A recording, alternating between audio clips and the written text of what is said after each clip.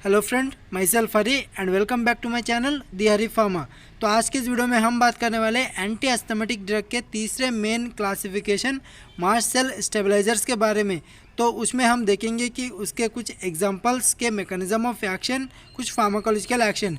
तो वीडियो शुरू करने से पहले अगर आप हमारे चैनल पर नए हो तो प्लीज़ सब्सक्राइब करें और बेल आइकन को दबाकर आने वाले हर नोटिफिकेशन को ऑन करें। तो चलिए शुरू करते हैं।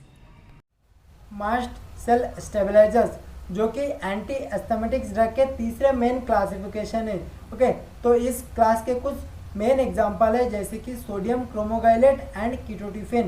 ओके, तो पहले जान लेते हैं सोडियम क्रोमोगाइलेट के बारे में। ओके, तो पहले देखेंगे मैकेनिज्म ऑफ एक्शन क्या है।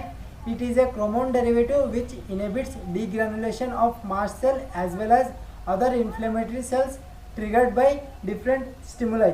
ओके, तो ये जो सोडियम क्रोमोगाइलेट ड्रग है वो क्रोमोन डेरिवेटिव है और क्या करता है, मास्ट सेल के अंदर के ग्रानुल्स को डीग्रेनुलेट होने में इनहिबिट करता है और उससे इन्फ्लेमेटरी सेल्स जैसे कि फॉर एग्जांपल हिस्टामाइन, ल्यूकोट्रिन्स को के रिलीज को भी इनहिबिट कर देते हैं। ओके, तो अगला पॉइंट है inhibit the release of mediators of asthma like histamine, leukotriene, PAF and interleukins. Okay, तो क्या करता है, इन्फ्लेमेटरी मीडिएटर्स जैसे कि हिस्टामाइन, ल्यूकोट्रिन्स, इंटरल्यूकिन्स के रिलीज को भी यह इनहिबिट कर देता है। ओके, तो the drug prevent mast cell and eosinophil activation by altering the function of the delayed chloride channel in the cell membrane.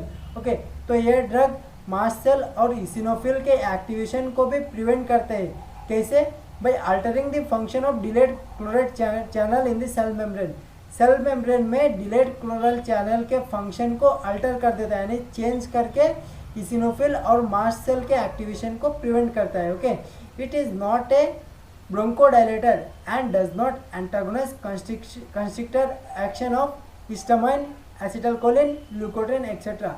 Okay, तो ये जो सोडियम क्रोमोगाइलेट ड्रग है वो ब्रोंकोडायलेटर ड्रग नहीं है, इसीलिए वो क्या करता है, हिस्टामाइन, एसिटाइलकोलिन, ल्यूकोट्रिन के जरिए जो कंस्ट्रिक्शन इफेक्ट यानी कि कंस्ट्रिक्शन एक्शन प्रोड्यूस होता है उसे एंटागोनाइज कर नहीं पाता। ओके, जिसके जरिए हम इस ड्रग को एस्थमेटिक अटैक के दौरान यूज नहीं कर सकते। Okay,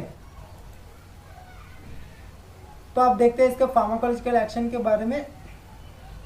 it inhibits the release of spasmogenic autacoids after combination of the antigen antibody in this respect like glucocorticoids it act as an anti-inflammatory agent। Okay, तो ये जो सोडियम क्रोमोगाइलेट ड्रग है वो क्या करते हैं, यानी कि जो ऑटोकाइड्स ब्रोंकाई में स्पैज्म प्रोड्यूस करते हैं उनके रिलीज को इनहिबिट कर देता है, यानी कि कम कर देता है। कैसे? Bye combination of the antigen and antibody. Okay, तो एंटीजन और एंटीबॉडी के साथ कंबाइन होकर इस स्पैज्मोजेनिक ऑटोकाइड्स को रिलीज होने से इनहिबिट कर देते हैं। ओके, और it act as an anti inflammatory agent. Okay, तो ये एंटी इन्फ्लेमेटरी एजेंट के जैसे भी काम करते हैं। Okay, it is also prevent the early response to allergens and exercise and the subsequent bronchial hyper responsiveness. Okay, तो अर्ली रिस्पॉन्स यानी कि एलर्जेंस या एक्सरसाइज करने के दौरान जो ब्रोंको कंस्ट्रिक्शन प्रोड्यूस हो रहा था, जो अस्थमा प्रोड्यूस हो रहा था, उसको प्रिवेंट करता है। यह ड्रग एडमिनिस्टर करने से उसे प्रिवेंट कर सकते हैं। और सब्सिक्वेंट ब्रोंकल हाइपर रेस्पॉन्सिवनेस, हमारे ब्रोंकल को हाइपर रेस्पॉन्सिवनेस यानी कि सेंसिटिविटी को हम कम कर सकते हैं, यानी कि उसे प्रिवेंट कर सकते हैं। ओके, तो ये था फार्माकोलॉजिकल एक्शन। अब देखते हैं इसके फार्माकोकाइनेटिक्स के बारे में। It is observe पूरली after oral administration.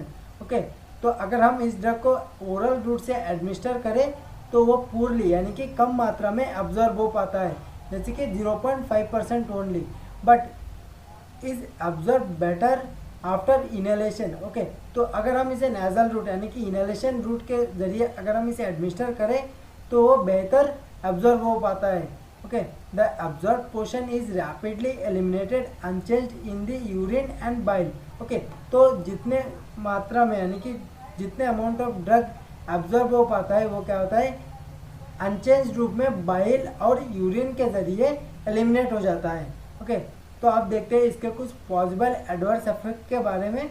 तो पहला है ब्रोंकोस्पैज्म, यानी कि ब्रोंकिया में स्पैज्म प्रोड्यूस होने की चांसेस रहते हैं। थ्रोट इरिटेशन, ओके, तो अगर हम इस ड्रग को एडमिनिस्टर करते हैं तो थ्रोट इरिटेट होने की चांसेस रहता है। Okay, cough occur in some patient, okay, कुछ पेशेंट कफ से सफ़र होते हैं। ओके, तो अगला पॉइंट है rarely nasal congestion, headache, dizziness, arthralgia, rashes and dysuria. Okay, तो ये था कुछ पॉसिबल एडवर्स इफेक्ट। अब देखते हैं इसके थेरेपेटिक यूजेस के बारे में कि ये जो ड्रग है वो किस किस ट्रीटमेंट में हम उसे यूज़ करते हैं। ओके, तो पहला है एलर्जिक ब्रोंकियल अस्थमा के ट्रीटमेंट में इसे यूज़ करते हैं। एलर्जिक एल्वेओलाइटिस के ट्रीटमेंट में हम इसे यूज़ करते हैं। एलर्जिक कंजक्टिविटिस के ट्रीटमेंट में भी इसे यूज़ करते हैं। एपिथेस स्टोमाटाइटिस के ट्रीटमेंट में भी इसे यूज़ करते हैं। अल्सरेटिव कोलाइटिस के ट्रीटमेंट में भी यूज़ करते हैं। फूड एलर्जी एंड एलर्जिक रिनिटिस के ट्रीटमेंट में भी हम इस ड्रग को यानी कि सोडियम क्रोमोगाइलेट को यूज़ करते हैं। ओके, तो ये था सोडियम क्रोमोगाइलेट के मैकेनिज्म ऑफ एक्शन, उसके pharmacological action, pharmacokinetics, adverse effect और कुछ थेरेपेटिक यूजेस के बारे में। तो आप देख लेते हैं इसका अगला ड्रग यानी कि इस क्लास यानी कि मास्ट सेल स्टेबलाइजर्स क्लास के अगले ड्रग कीटोटिफिन के बारे में। It is A H1 receptor blocker. Okay, तो ये जो कीटोटिफिन ड्रग है वो H1 रिसेप्टर ब्लॉकर है, यानी कि H1 रिसेप्टर को ब्लॉक कर देता है।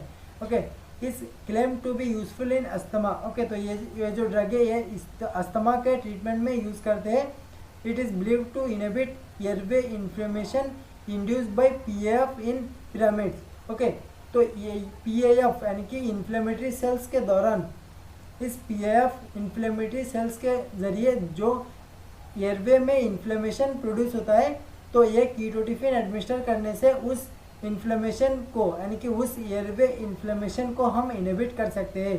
It can cause drowsiness, sedation, dry mouth and other like dizziness, weight gain etcetera. Okay, तो कुछ पॉसिबल एडवर्स इफेक्ट प्रोड्यूस होता है जैसे कि drowsiness, sedation, dry mouth and कुछ डिजीनेस और weight gain. Okay, it is useful in asthma in equivocal, यानी कि इस कीटोटिफिन ड्रग को हम अस्थमा के ट्रीटमेंट में कन्फर्मली यूज़ नहीं कर सकते। ओके, तो अगर आपको वीडियो पसंद आए तो लाइक करें और शेयर करें। Okay, thank you for watching.